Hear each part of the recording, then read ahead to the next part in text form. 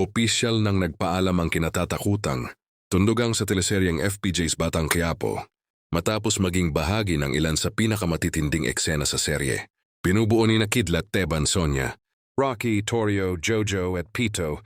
Ang grupong ito ay nagsilbing simbolo ng tapang, gulo at matinding banggaan ng kapangyarihan sa mundo ni Tanggol.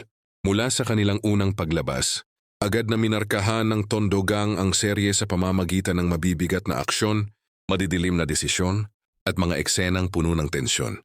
Sila ay naging isa sa mga kasama at kasagupaan ng bida at nagbigay daan sa mas masalimuot na takbo ng istorya sa ilalim ng mundo ng Quiapo. Sa mga huling episode, unti-unting tinapos ang kanilang kwento, isang pamamaalam na puno ng emosyon at realidad ng mundong kanilang ginagalawan. Ang kanilang pag-alis ay hindi lamang pagtatapos ng isang grupo, kundi simula rin ng mas malalaking pagbabago sa kapalaran ng mga natitirang tauhan sa serye. Umani ng papuri mula sa mga manonood ang pagganap ng buong Tondogang na ayon sa fans ay nagbigay ng kakaibang kulay at lalim sa Batang Quiapo. Sa social media, marami ang nagpahayag ng pasasalamat sa makatotohanan sa isang na pag-aarte ng bawat karakter na nag-iwan ng marka sa kasaysayan ng serye. Bagamat tuluyan ng nagpaalam ang Tondogang, tiniyak ng produksyon na mas titindi pa ang mga susunod na kabanata ng FPJ's Batang Quiapo.